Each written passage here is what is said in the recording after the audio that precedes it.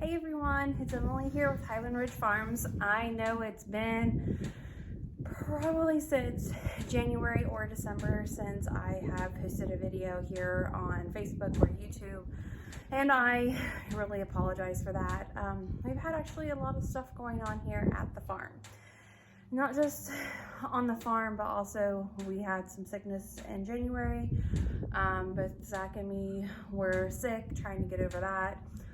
Got better, and it's just been one thing after another. And I've been kind of on the fence about sharing this part of the story of things that's been going on here on the farm, for the simple reason of there's just a lot going on around it, a lot of emotions, a lot of disappointment. But the other part of me starting this YouTube channel was simply for learning. If you go out there in YouTube and type in Highland cows or anything that has to do a lot with Highland cows and learning and sharing information, there's not a whole lot out there. Don't know why, wish there was. But the situation we came across of was a unique one, and it happened to be with our bull, Hakey, who showed us the issue. We have 8 cows and a bull here on our farm, right now, that is, and we were super excited. We put Hakey in with the cows probably about between July and September when we got him. I can't remember the exact month we got him, and super excited for our calving season.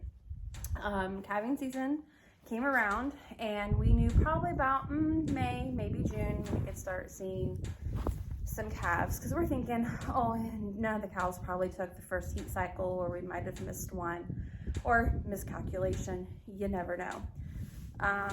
Surprise, surprise, the first calf came in April, which was so exciting. She was our first registered calf that we had on the farm.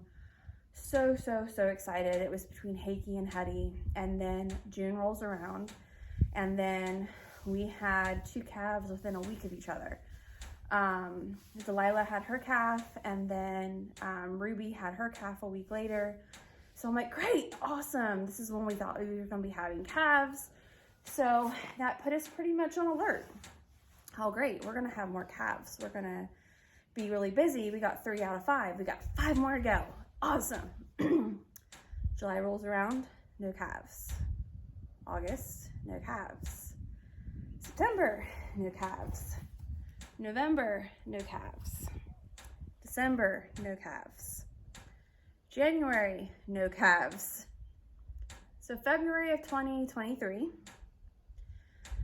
Zach and I sat down and discussed something's going on. We should have had 5 more calves.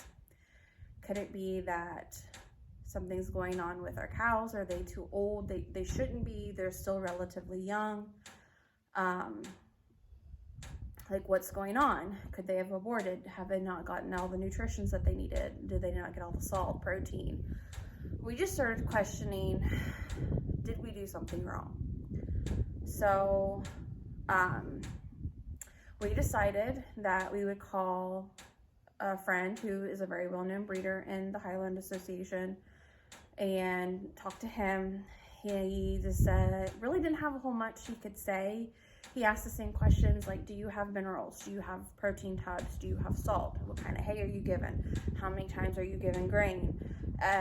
Do they have access to fresh water? Is the water contaminated? Like, tons and tons and tons of questions.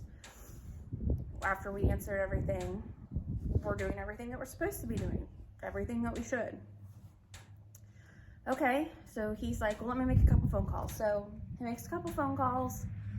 I think it's about a couple days later, he calls us back, and he's like, first and foremost, we think you need to call the vet out. Maybe look at your bull, maybe do some checks on the cows and stuff, and kind of go from there. But it's sounding like all of our cows the previous year had calves. Never had an issue calving in all the years with the cows. He's like, I would start with the bull, get the vet out to check the bull, do a bull test, and fertility test is the nicer way of putting it, and go from there, because it could be anything. So we're like, okay, we call the vet. I take the day off of work to help, you know, obviously if anybody is movable around, you know, that's not an easy feat. We got everything set up. We got Hickey in the chute, and they proceeded with the test. Sitting there, we're waiting for, you know, what's supposed to happen, so they can check everything is working like it should.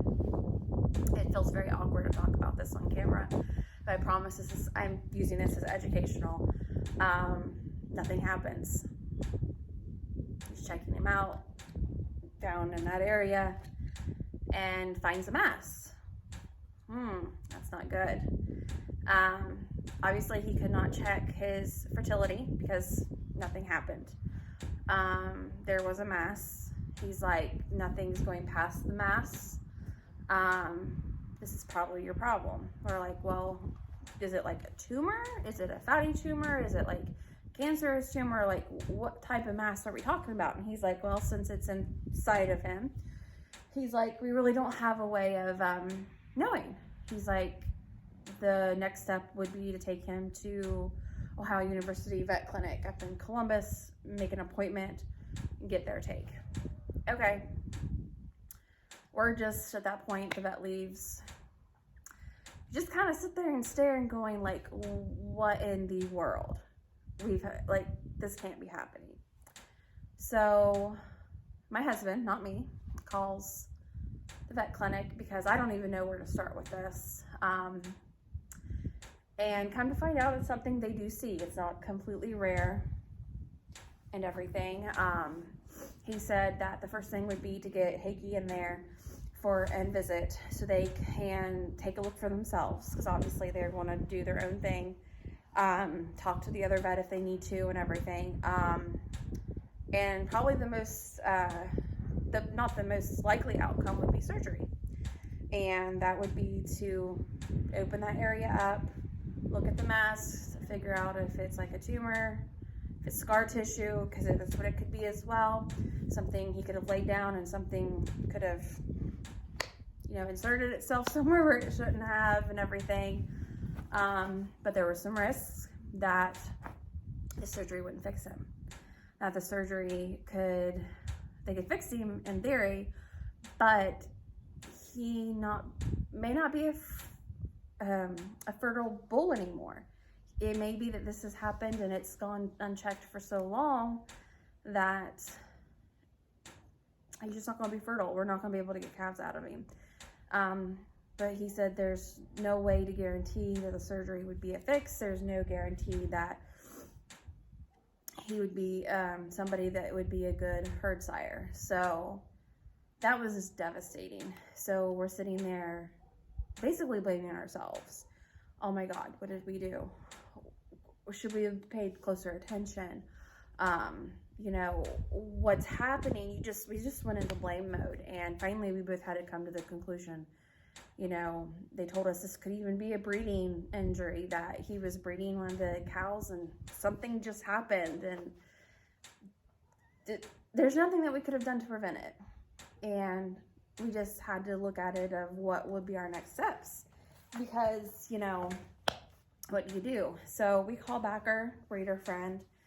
We explained everything, what had happened with him, with Hickey, that is, and he called the other lady and explained what had happened that he had talked to previously. And after it was explained to her, it's like, oh, we've actually heard of this happening before. And it's rare, but it does happen. But from everybody that we've then been able to talk to, reached out to, there's Facebook pages and forums and different things. The consensus was that there's a very good chance that he is going to be infertile. We're not going to ever get calves out of him again. And if we do, it's going to be surprising. And the question becomes, do we do the surgery or not? Do we want to take him in? You got the time, the effort, and then you have the outrageous vet bill, the 6 to 8 weeks that you have to get him and contained from the other cows, which, let's just face it, is not ideal when you have a bull. That's not gonna always work. You know, they'll do whatever they can to get to those cows if that means to breed them. And so yeah, that was probably one of the hardest decisions we've ever had to do. And unfortunately, we had to look at it as we can't sell him because we would feel absolutely horrible if we had him fixed and we decided to sell him and we sold him and he's not a fertile bull. That's just something you don't do. That's not cool. That's just not a way you should be. That's not a way any farmer should be. So we were not even pertaining that idea at all. But it's like, what do we do? So unfortunately, we made the decision of, you know, fixing him and eating, or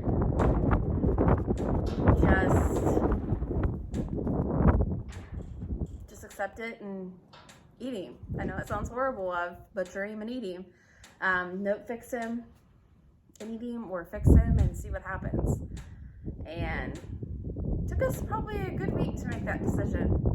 And we just kept going back and forth, and it was just, well, for me, it was back and forth. It was really hard for me. Come to the conclusion that we weren't going to get him fixed. Since there was no guarantee that it would fix him, we weren't going to do the surgery, so we started looking for a new bull. We put feelers out there. Does anybody have a bull for sale? Anything that's registered. We wanted what my husband called a good and proper bull, and something with good bloodlines. And that's when we came across a few. Unfortunately, they were out of our price range, and sorry if the camera's moving, it's starting to get a little windy. You can't tell from my hair. Out of our price range, because, you know, we weren't looking to spend this money right now. We were looking to spend money towards a cow or a calf or a heifer or something to add to the herd. And so it was my husband who made the Facebook post on one of the Highland breeder pages that we were looking for a registered bull. And we had someone reach out to us that, hey, like, we have a bull that's been with us for 4 years. He's registered, has good genes and everything. We're looking to sell him, you know, get a new breeding bull in. And we're like, oh, cool, could you send us pictures, this information? He sends us his registration papers, pictures. He's beautiful. I start diving into his genetics and everything, because that's what I decided I was going to fixate on, because I'm like, I'm trying to deal with all this in my own way. And after we start talking to the guy and getting pictures and videos and everything, we decided to take a chance on this lovely guy behind me, which he's hiding right now, which you might have saw him earlier in the video, which he is Lightera Silver Nitro. And as someone said, it was really funny at the time that we were talking about purchasing him, and we finally decided to pull the trigger. Yeah, he's the one we're going to take. Someone had made a post about the Lightera bloodlines and genetics, and someone had commented on that post, if you don't have Lightera bloodlines and genetics in your herd, you're doing something wrong. If you don't have them, you're doing something wrong. You need them in your, you know, herd and your lines and everything. So that just made us feel good that we made a really good choice. We had met her previously at the Southeast Highland show. Really nice lady, beautiful, beautiful animals. So we were super, super excited to get him. So he came all the way from Virginia. I'm pretty sure Virginia is where he came from. And he was delivered to us by the farm, which was very, very, very nice. And so we decided to quarantine him like you should. Oh, so sorry, folks. Got something on the camera here. For 2 weeks before we integrated him into the rest of the herd. And before we integrate him, we're going to flip him and Hakey, bring Hakey, we think, in here and put Nitro out, so he can breed the girls. So maybe it will be January, February of next year before we'll see calves. So unfortunately, we are missing out on a whole year of calving season, which is a really, really big bummer for us. I love calving season. I love seeing the baby calves jumping and running and just all their fluffiness. So it's been kind of one piece of bad news after the other. But as my husband loves to remind me, that that's part of the farm, part of life, and we're just trying to roll with it and go with it, but it's been hard. So, but yeah, so this is hopefully our answer to all of our issues. Let me see if I can grab this and come over here and show you. This is Mr. Silver Nitro, which I think we're going to call him Nitro, or as I like to call him, Bubba. I don't know why. I just love calling him Bubba for some odd reason. So yeah, so he's just chilling here in his little hay bed that he's made for himself, and everything. Just chilling. You can't see, he's massive. He is absolutely massive, and just absolutely beautiful. He's still getting used to us, still kind of, you know, just putting out the feelers. Hey, are these good people or not? I don't know. He's just a very, very laid back guy. And I'll show you a picture of the cows really quick. But yeah, no, that's what's been going on. That's why I haven't posted a video in a while. That's why I really haven't heard from us, because I've had to, not I, but we've had to deal with a lot and make some decisions and just come to some conclusions of our own. So I hope everybody can, I'm gonna set this back down here real quick, kind of learn from this conversation, and it would help someone else out there of like, oh my gosh, what's going on? What should I do? What should I start looking at? Because that's what we were like, what do we do? What do we start looking at? And our first thing is go to YouTube and Google in our household. And if you find like an answer on Google or YouTube, the next question is, go to Amazon. Can you find that on Amazon?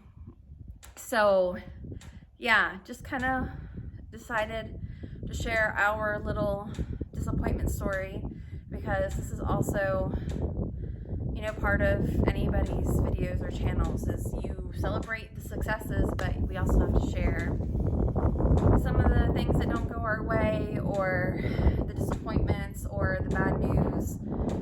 How else are we gonna help each other and learn? So I hope I didn't ramble on too much. I hope I didn't sound like a complete idiot to everybody. I hope with what some of the things that I've said has made sense. We're just trying to do the right thing. We're trying to do the right thing for the farm, the animal, because we care about our animals. We love our animals. I'm obviously the crazy lady that goes out in the middle of the field to pet and lay down and take selfies with our cows. Neighbors have to think I'm crazy. Oh well. But, you know, what can you do? Just take it one day at a time and find you a new one to love on, as in Nitro. So I hope you guys, or anyone that watches this, this helps you out and everything. Any questions about any of the process that we went through or we've gone through, please leave a comment. I'll try to respond, give you any information that we were given, or anything like that. And if we don't know it, we'll reach out to somebody and try to get in touch with you. And we'll just go from there. So I hope y'all have a great day. Y'all take care, and hopefully the next time I post a video, it'll be about something happy and exciting, because we have some really cool projects coming up on the farm this year. And who knows, you guys might all see me welding on something. Who knows? So stay tuned. I hope everybody, like I said, has a great day, and peace, guys.